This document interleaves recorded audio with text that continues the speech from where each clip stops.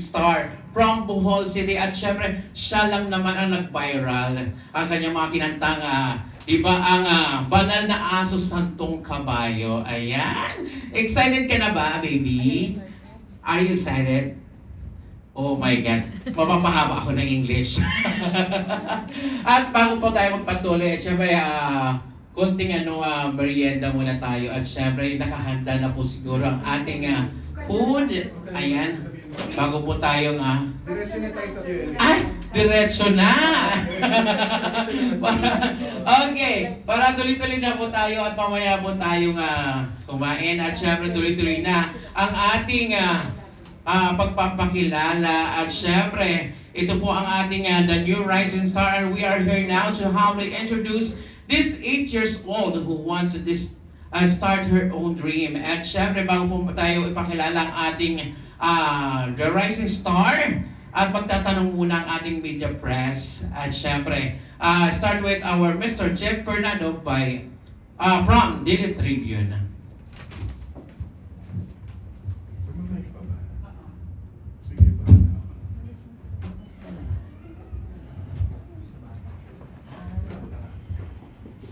Magandang hapon po. Mami, pasensya. Ano gusto mong itawag namin sa'yo? Ano po ang pangalan niyo? Mami Giselle. Giselle, okay. Ang unang tanong po natin, dahil syempre kayo ang mami, kailan niyo po na-discover na may talent sa singing si Jeline? Tama po ba, Jeline? Jillian. Jillian. Ayun. Kailan niyo po na-discover na may boses tong anak ko, may talent siya? Kwentuhan niyo po kami. Nag-start po talaga siya no.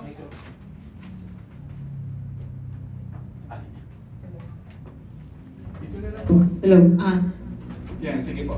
Na-start po siya at 2 years old. Nakitaan ko po siya na may talento sa singing kasi yung time na yon marunong siya maghaming sa Let It Go. Nakita. Sikat kasi yun yung time na yon. And then, memorize na kasi yung buong kanta at 2 years old. Bihira yun sa ganung edad eh. Sabi ko, ay, kakaiba to. Baka kaya niya kumanta. Ganon. Kaya na-train ko na siya ng ibang kanta hanggang umabot siya ng 3 years old, 4.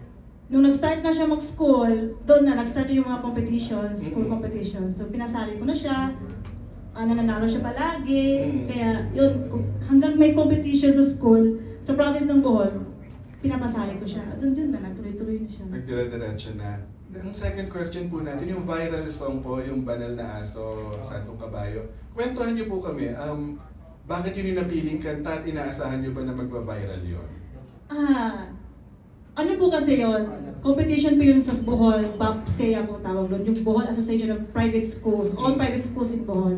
May dalawang level kasi yun, area level tsaka province level. So sa area level ang naglalaban-laban, yung parang half lang ng Bohol, parang gano'n. So kinanta niya yung Banal na Aso. Una niya kasing kanta talaga, Nosy. Gusto niya Nosy. Sabi ko, tapos ka na sa Nosy, dito kayo sa Banal na Aso. Nosy Balasi po. Oo, tapos ka na sa Nosy kasi Girl Scout, yun yung kinanta niya. Next month, Babsi na, sabi ko, tapos ka na doon, banal na. Pinatinggan niya, ay gusto ko yan mami. Okay. Gusto niya yung tono. Okay. So yun na. Pinakanta ko siya sa area level, nanalo siya. Bawal pa mag-post nun kasi may provincial level pa. Kasi yung top 3 na manalo sa area level, proceed yun sa province level. So yun, hindi ko pa siya binost sa TikTok. Tapos, pag province level na, nanalo na siya, yun na, pinost ko na. Pero yung pagka-post ko, hindi talaga yun intended na i-post ko talaga siya. Ginagamit ko lang yung TikTok kasi may effects yung video. Gusto ko yung mga effects doon. Na-post ko, yun, nag-viral na. Nag-viral na. Oo, release na ng ano. Okay. Huling tanong ko pa para kay Jillian. Jillian, English tayo. Do you want me to ask question in English? Okay. Jillian, how do you feel that that your songs are viral and many people recognize you? Happy. Okay. What's your message to all your fans?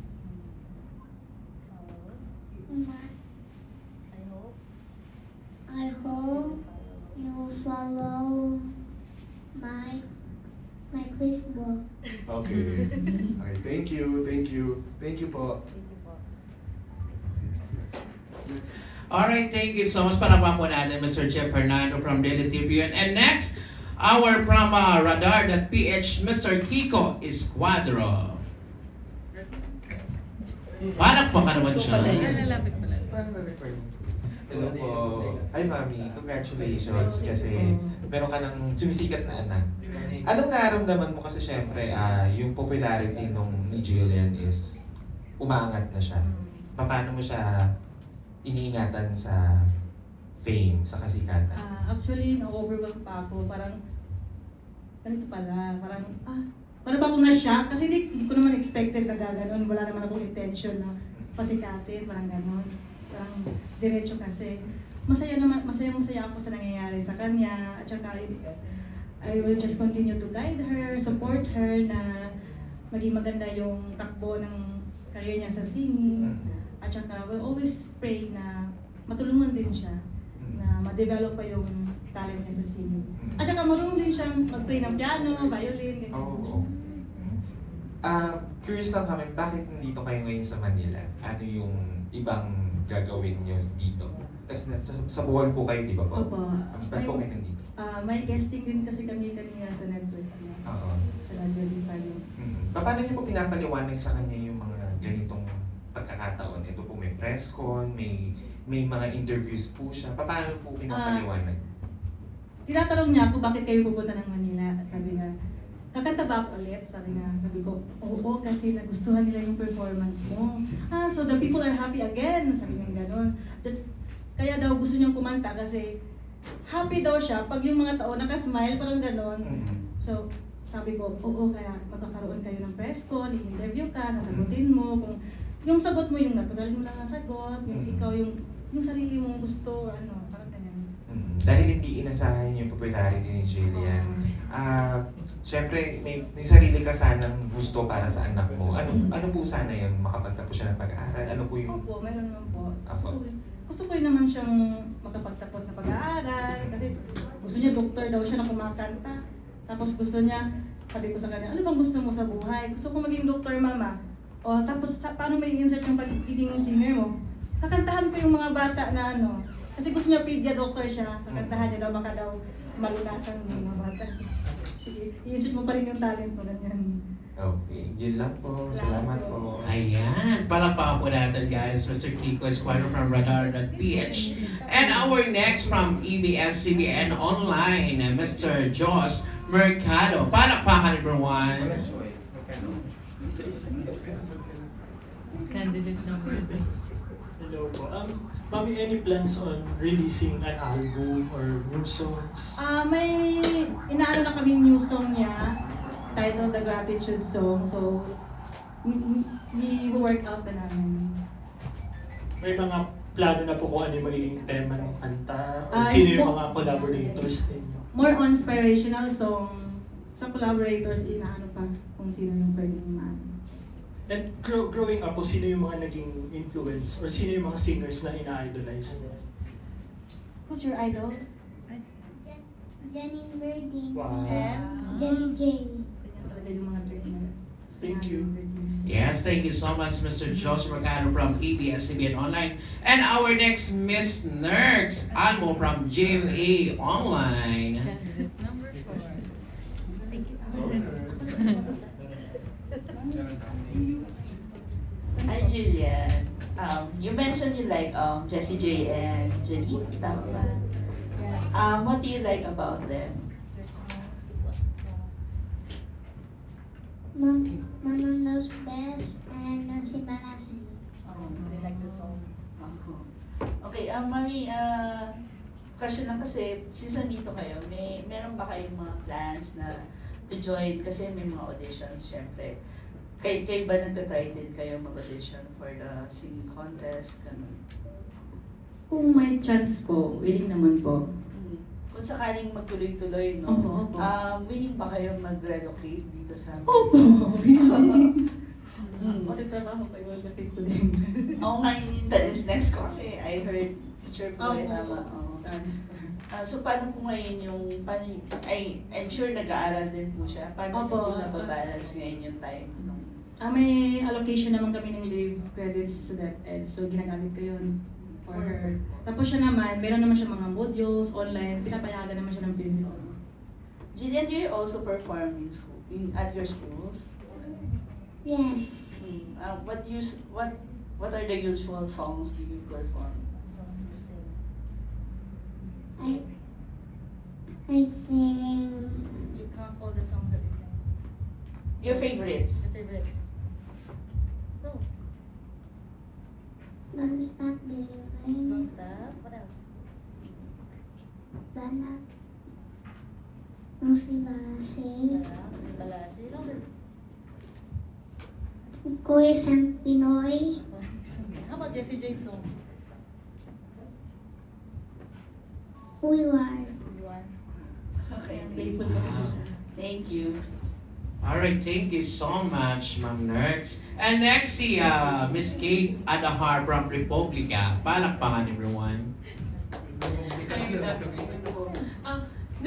Sorry kung na-miss ko po kanina. Nakapag ano po ba siya? Nakapag-train siya or voice lesson? Meron siyang voice lesson sa Bohol, tsaka may voice lesson din siya dito sa Manila. Nakatanggap siya ng voice lesson from Froilan, Coach Froilan Canlas.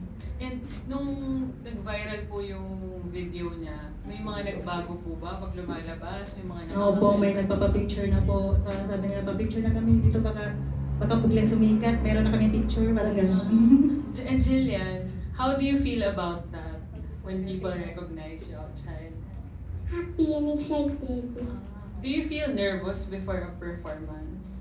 No, Okay. What's in your head before performing? What's running in your mind? What's on your mind? You're just enjoying? What do you feel? You just feel happy? And, hindi po talaga siya kinakabahan. Aside from singing, what else do you like doing? What are your hobbies daw? piano and singing. Talaga, Piano, singing, and violin. ano, music related pa rin po. And, ayun lang po. Ano, sa ngayon po, babalik pa rin po muna kayo sa Bohol. Pero pag nandun po, tuloy-tuloy lang yung school. Ay, thank you. Alright, thank you so much. Maraming salamat, Miss Kate. And next, mula naman sa Billionario, Mr. Roland Castro. Hello po, good Hello, afternoon. good afternoon. Congrats po again. Opo. Since po nag-viral po yung video nyo, are you planning po na, di mo po sabi niyo po is aksidente nyo lang po na-post. Ngayon, are you planning to make more videos Yes. about Opo. Planning to post more videos. Actually, may ginawa na nga akong FB page, Jillian na Music. Nandun na lahat ng mga videos na pinag-isa ko na para ma-follow din. Okay, yun lang mo kasi. Salamat po. Congrats po, Nick. Alright, thank you so much. Maraming salamat. And of course, and from Letters of Music, Net 25, Mr. Cesar Batingal. Hello po, congratulations po once more. Ma'am, ano po yung plans po, future plans po for Jillian? Lalabas po ba siya ng mga original songs or album na po ba ng mga pambata, yung mga singles? Gagawin po namin siya ng original song niya. More on inspirational song, Christian songs, ganun. How about mga revivals po, yung No Si Balasin? Balak niyo po ba siyang i-release as a single na rin? Kung may opportunity po, yes po. Gagawin ko siya ng mga ibang cover, ganun. Okay po. Sa tingin niyo po, ano yung magiging si Jillian mga after many years? Sa tingin niyo po, ano yung tinatahak niya at magiging siya? I am really hoping that Jillian will become a professional singer and she will enjoy music talaga kasi not just a requirement or not just popularity or something but in herself talaga na enjoy siya sa music. Okay po. Paano po ba siya na-inclined sa music? Ah, Mayroon po ba sa family na musically inclined? ako na to. Ako na to. Sa akin. Duet. Yung mother ko talaga, champion siya sa lahat ng mga contest, maraming trophy. May sinalina siya noon na TV show, mga 1980s, ganun. And mahagang nawala yung mother ko. Hindi niya na to nakita. Tapos ako sumunod sa mama ko.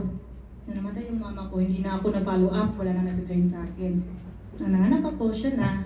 Ako na ang nag-train sa kanya. So nakita ko nga, hindi talaga na yung talent. Okay po. Continuous pa rin. Well, how supportive are you po? Supportive ako lahat ng absences ko sa school sa kanya lang.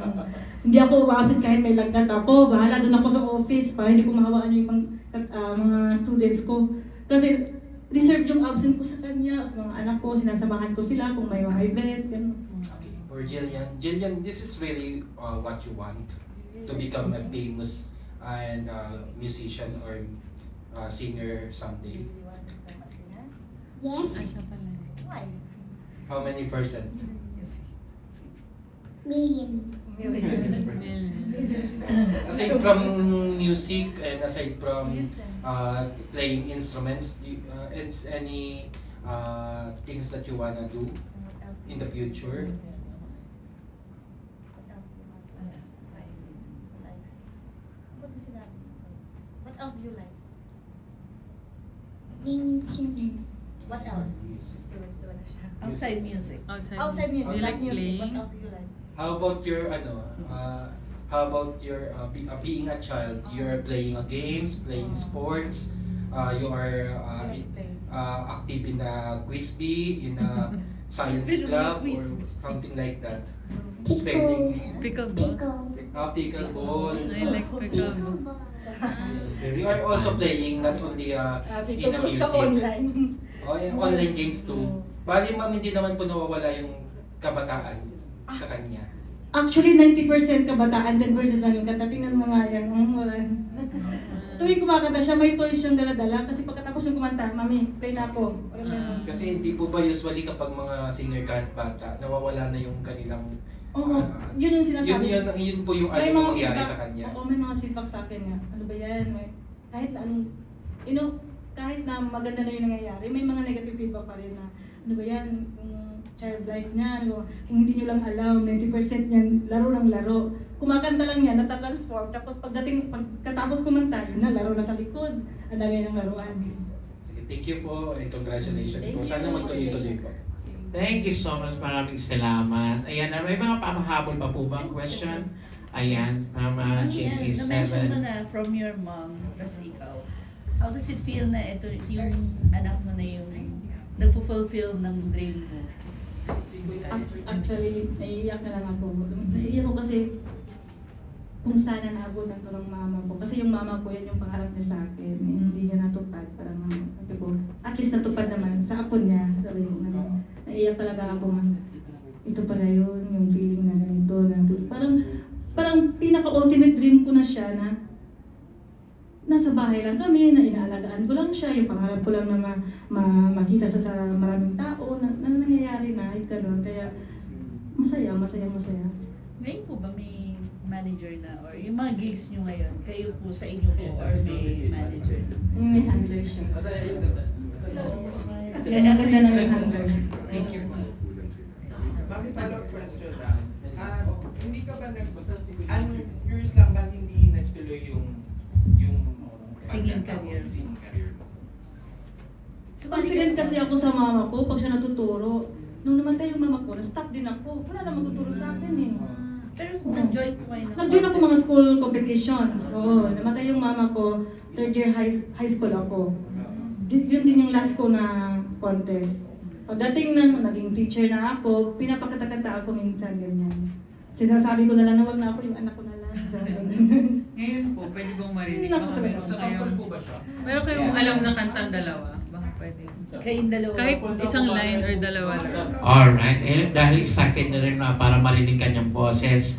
Okay, and we're now introduce the 8 years old who wants to start her own dream, Miss Jillian Shane, who became viral and captured the hearts of millions of performance of Banal na Aso Santong Caballo.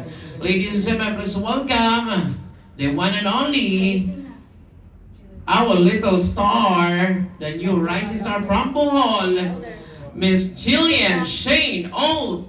Tagha. Palakpakan, everyone.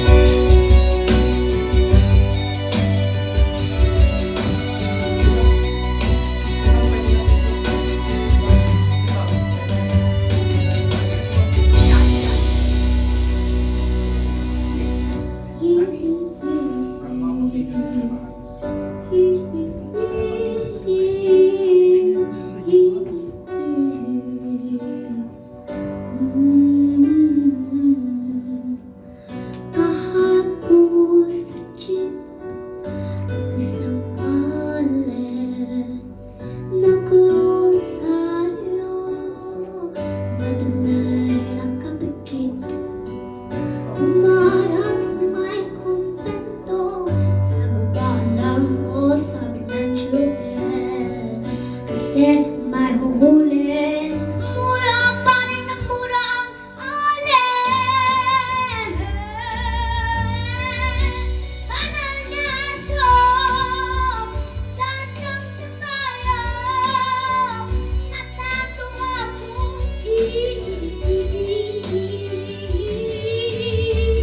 ang man anong ginawa sa iyong kapatid, ay siya rin ginagawa mo sa akin. Ano man ang iyong ginagawa sa iyong kapatid, ay siya rin ginagawa mo sa akin. Ano man iyong ginagawa sa iyong kapatid, ay siya rin ginagawa mo sa akin. Ano man iyong ginagawa sa iyong kapatid, ay siya rin ginagawa mo sa akin. Mananaso, Santong Kabayo. Mananaso, Santong Kabayo. Natatawa ko.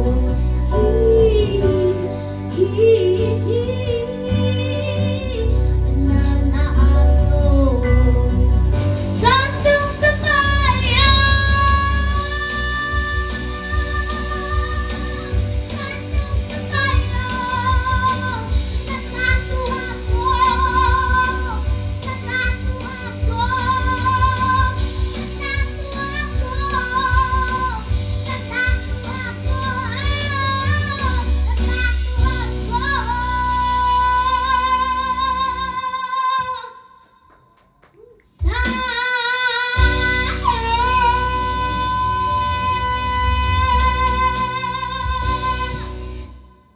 Ayan, palakpakan po natin. Grabe naman itong bata to. Ang liit-liit, pero halimaw ang boses. Ako halimaw lang akong tingnan ha. Pero siya, talagang halimaw yung boses niya. Ayan. Diba? Nangangabog. Ayan. Ay, matanong ko lang si Mami, bakit nga pala yan ay medyo ba? Itanong ko lang, bakit nga pala yan ang mga pinili niyang kanta? May inspirasyon ba siya dyan?